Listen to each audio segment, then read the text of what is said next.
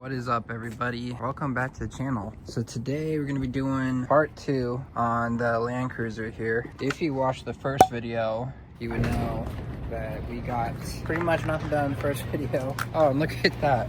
Oh, I just drove this across the parking lot. Looks like I forgot to put the gas cap back on from the last video. Definitely needs paint work, but of course that'll be after, you know, if we can get it running right. Anyhow, today with the Land Cruiser, what I have in store for today is, first off, I wanted to do a leak down test on it, right? So I figured probably the smartest thing to do, instead of just start throwing parts at it, I figured, you know, I have had a couple people tell me it's possible that it has blown head gasket. I figured let's do a leak down test first, and then, you know, if it passes that, I'll do a compression test. If both of those things pass, then we'll go on to the next. It's such a pain in the ass to get the coolant levels at the right level, I guess, because is what you end up doing is sucking up coolant from the radiator and then obviously ruining the test. So let's get everything out for the leak down test and get right into it.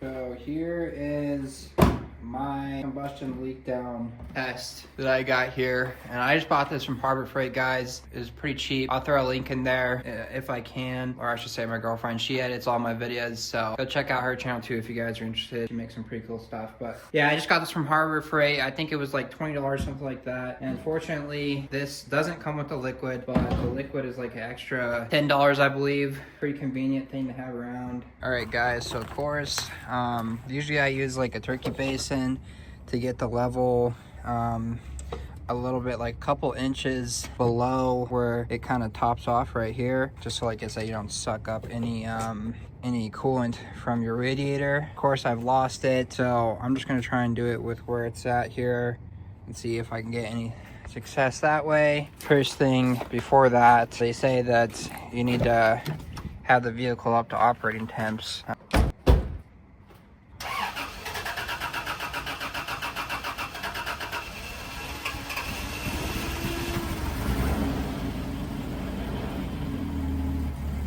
Alright, so started the second try. It definitely has a pretty hard time starting, but once it gets started, it's not too terrible in my opinion. Obviously, the motor doesn't sound great. Really hoping this isn't a head gasket issue. We're just gonna wait for it to warm up as the instructions say. So here's our fluid, our test fluid that I'm using. You can see it's blue, and if this fluid turns yellow, that means that we got a problem. We're just gonna fill this up to the line right about there. Good.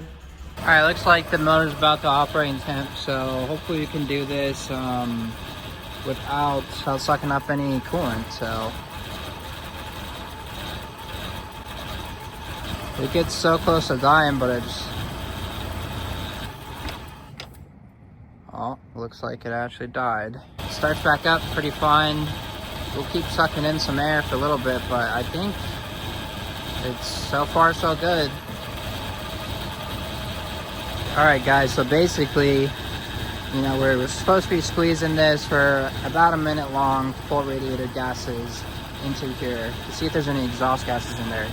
And just to be safe, I did it for quite a bit over a minute, because these things don't work 100% all the time, but you know, they're about 99 or whatever percent accurate. Looks pretty good to me, so good sign. We like to see that. Now that it's passed the leak down test, I'm gonna go ahead and just do a compression test. Let's go to the auto parts store. I'm gonna go pick one up and go from there.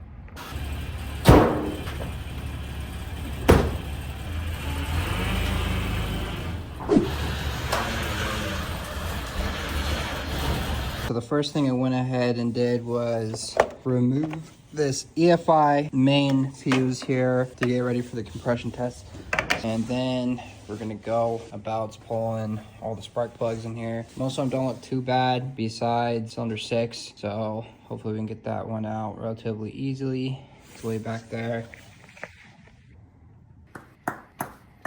All right, let's try and get this first and hardest plug out. See if I can get it without using a swivel. I hate using swivels, so I'm using a 3/8 and 13/16 spark plug socket here. Okay, I think I'm gonna have to use the swivel.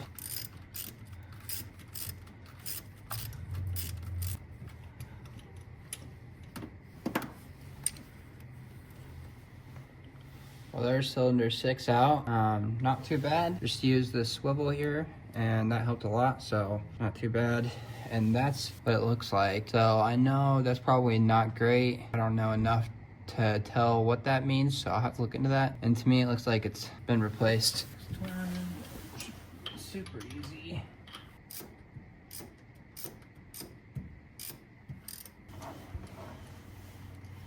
Here we got cylinder 2. Correction, I mean cylinder 5. Here we got cylinder 3. That's 3. That would be 4, actually. Here we go, cylinder 3. Like a little oil, maybe, there.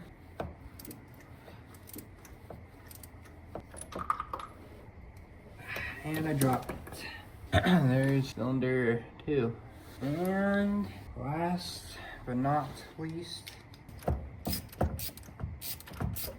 cylinder 1.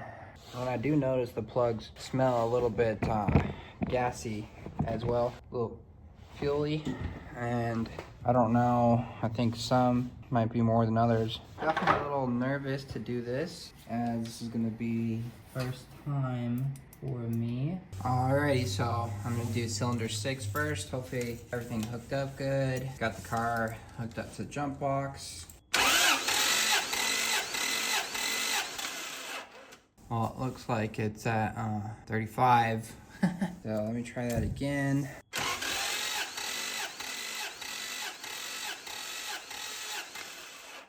Huh, okay. Looks like 60 that time on that one. So I don't know, let's try the other one, see what they're at. All right guys, here we're gonna have the next cylinder. I'm a little skeptical on this compression tester, to be honest. Let's see what results we get. Like I said, I did rent this one, so I don't know how other people have treated it or how old it is, etc. But let's see what we get on this next reading here.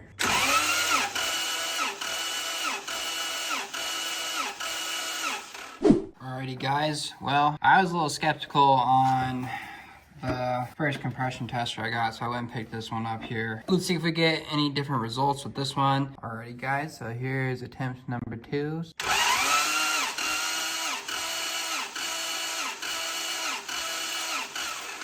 Okay, definitely different. Looks like about 110 on that one, so it's a good sign. Cool beans. All right, let's get this. Should be a piece of cake. Ooh, so this is cylinder 5.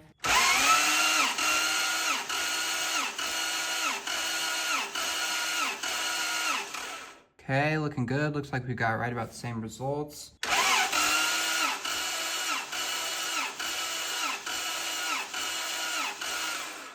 Yep, looks good.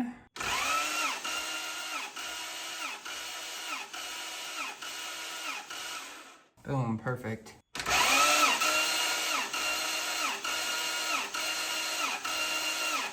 Looks like that one might be a tiny bit lower, but I don't think anything concerning.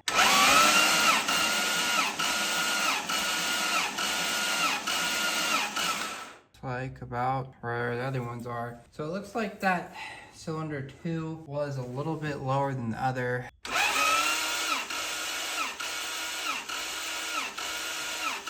So that's what we got. Looks like that one is a tiny bit lower, 90 something there. Look into that. Let me know what you guys think, if that's anything to be concerned about or not, but yeah. Alrighty guys, well, it's been a couple days since we worked on the Land Cruiser. We left off with the compression test.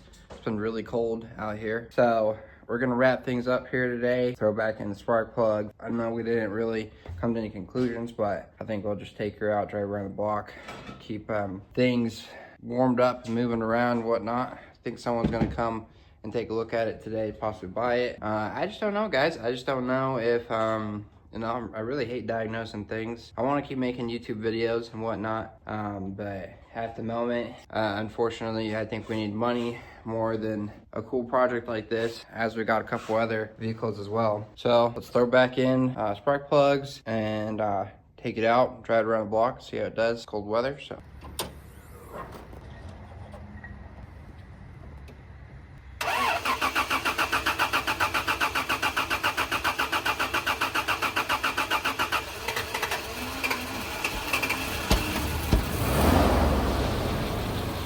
Alrighty guys, well, let's take her for a little drive and see how she does. Hear that power steering, it's kind of whining a bit too, but it's kind of weird. I mean, sometimes the engine will sound rough. Right now it doesn't sound too bad. I mean, it's still idling a little bit weird, but it doesn't sound too rough. So let's take her for a little drive around the block and see how she does. You can see we're almost totally out of fuel as well. I'm thinking the fuel, guys, is definitely an issue. And if I still have it for any longer, if nobody buys this thing, kind of got stuck with the cold weather and everything, didn't really want to mess with anything. I was thinking of doing a fuel pump next. And half of me kind of thinks like, what if there was just gas in here that's just been sitting for a while? Because look, as we're driving right now, it's driving fine. And we're almost out of fuel. Seems like the more I run this thing, seems like it's starting to run better. So there is possibility, but maybe I just need to work through some bad fuel in it. So I think we're just gonna go fill it up with a little bit of 91 and drive it around a little bit. You know, shoot, that would just be amazing if that was the issue. So yeah, let's see what happens. Well, here we go. Here officially is the first time driving her out on the street. So far, so good. All right, well, here we are at the pump, filling it up, first time. And I swear, just driving it around, I'd never say this about anything else, but I swear it's made a difference. We're just putting 20 bucks in it right now. I'm gonna feel so stupid if I didn't try this the first time. But you know how it goes with cars, it's like it's never something simple like this. I mean, I've heard about it, but personally I've never, you know, the whole like, oh, something small like, oh, it's O2 sensor or a gas cap. Obviously not relating to this, but you know, this could be something like, oh, it just has bad gas, something that someone would say. We're gonna try to get rid of it, but who knows, man? I mean, it is Toyota. We all know how Toyotas are. Pretty sturdy vehicles. So maybe it was like an injector or a fuel pump that was the issue, and just some clean gas running through the system maybe just cleans that up for us. Let's run it around, let it run for a little longer.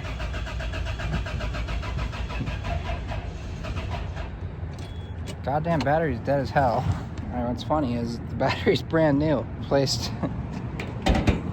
9/24, I believe.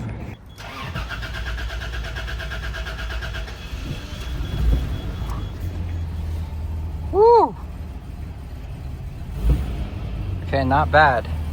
Still has a long crank for sure. A little under half a tank now.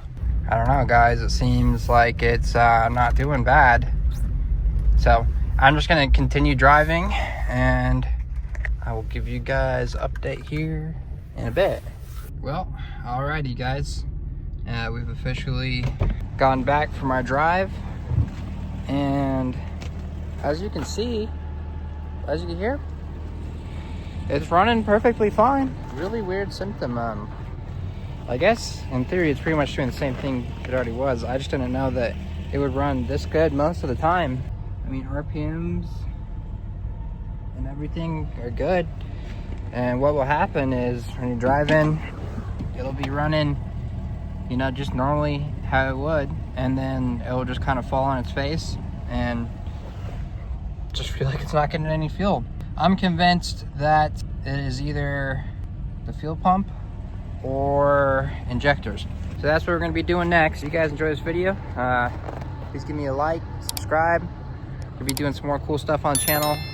We'll see how long we keep this one. I really thank all you guys for supporting the channel. You know, hopefully we can keep growing this channel and do some more cool stuff on the channel here. So thanks.